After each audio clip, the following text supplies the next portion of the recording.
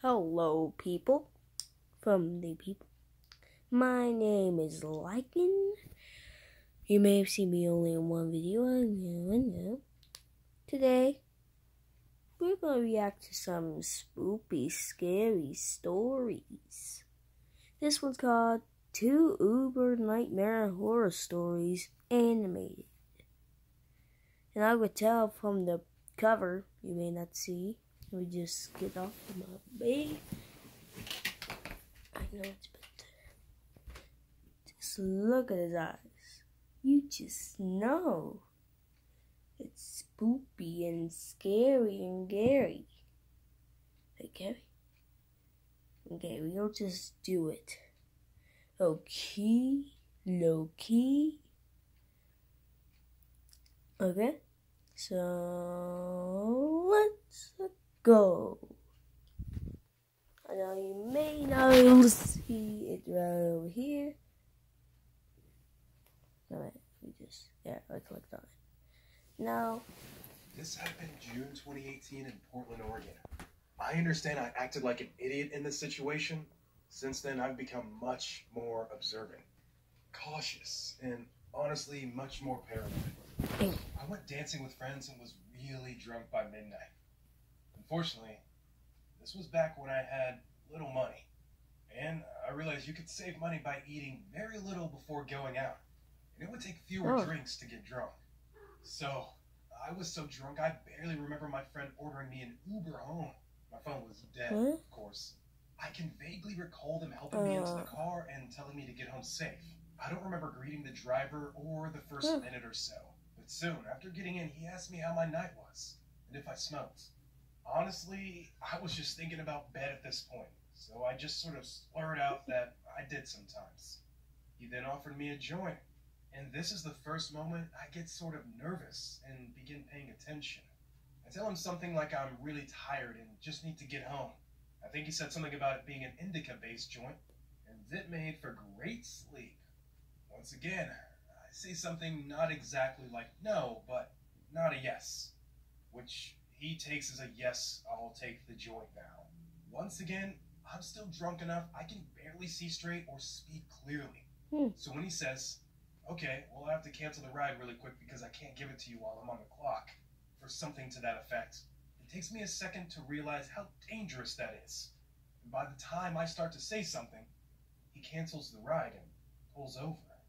We were in an area just east of the Hawthorne Bridge, and it was totally secluded.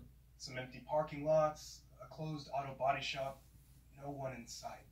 It's starting to hit me. I'm now in the car, not with an Uber driver, but with some stranger. I can't call anyone, and he's trying to give me some weed that could have anything in it. What? For the next minute or so, we're pretty quiet. Or I just can't remember any small talk he tried to make because I was beginning to panic. And every time he handed me the joint, I would take fake hits, just breathing it into my mouth and not into my lungs. I felt tired, clumsy, and weak. That kind of drunk where you're almost at the point of nausea, and I knew I couldn't do much of anything to defend myself at this point. I remember vividly being fixated for a moment on the fact I didn't even have a pair of keys to defend myself with.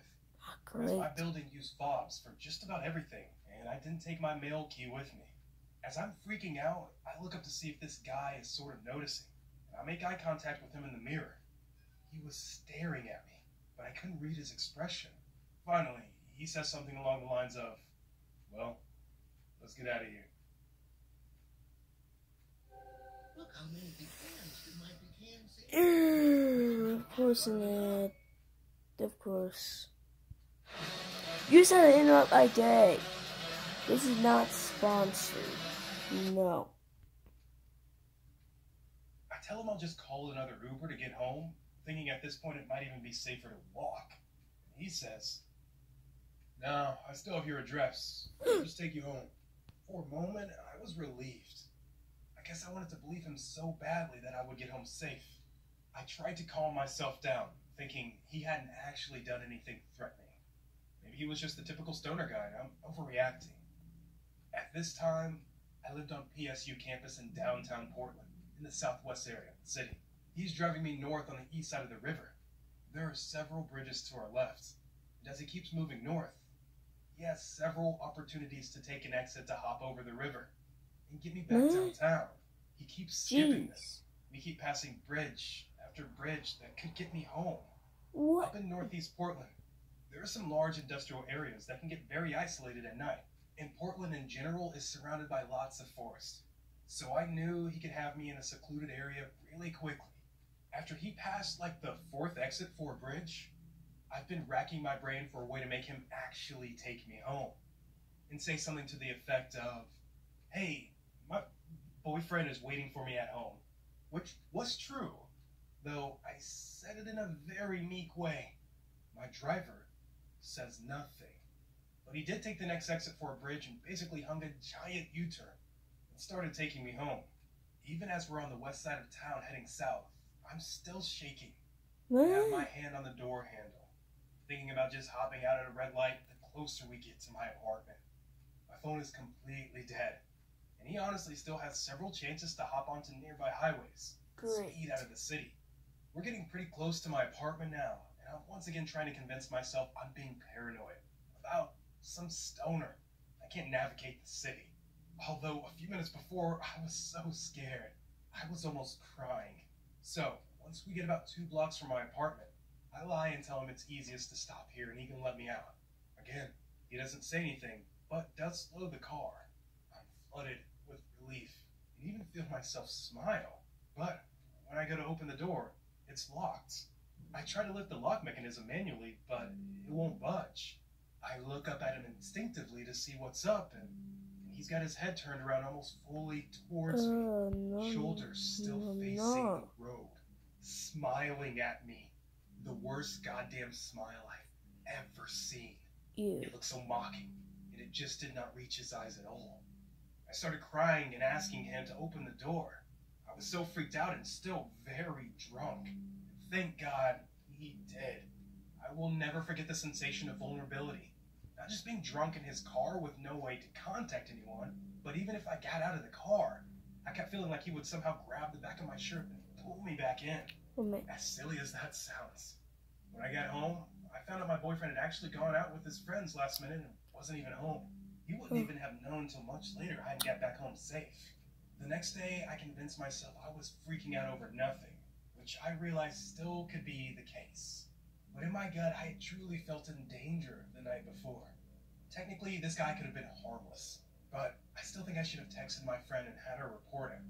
The big thing that made me think of this was recently hearing about how Ed Kemper, the co-ed killer, would go for practice runs, picking up hitchhikers and seeing if he could get the passengers, or potential victims, to trust him, or how far out of his comfort zone he could push them without saying anything. Obviously, this guy wasn't Ed Kemper, but I hate wondering if that night was a practice run of sorts for my Uber driver. This happened to me when I was in college. Before we It's one of the do bigger that, party schools. jeez. And the name? What in the absolute frick? I mean, we got now 14 minutes. You gotta slow it down. Well, we gotta do this. I'll waste stuff. Well, I'm sorry, people. If you want to hear the second song, you have to go to a friendly guy named MJV Animations. 2 Uber Nightmare Horror Stories Animated Vol 2. Don't worry, it's published on Jan 10, 2021. If you want to hear the second song, you have to go on his channel. It's MJV Animations. So, he makes cool stories, and you could never miss out. This is the first one I listened to. I heard that he's a great guy. He has, views. That's really cool. And this is a reaction of 2 Uber Nightmare Horror Stories. Now, bye-bye, people.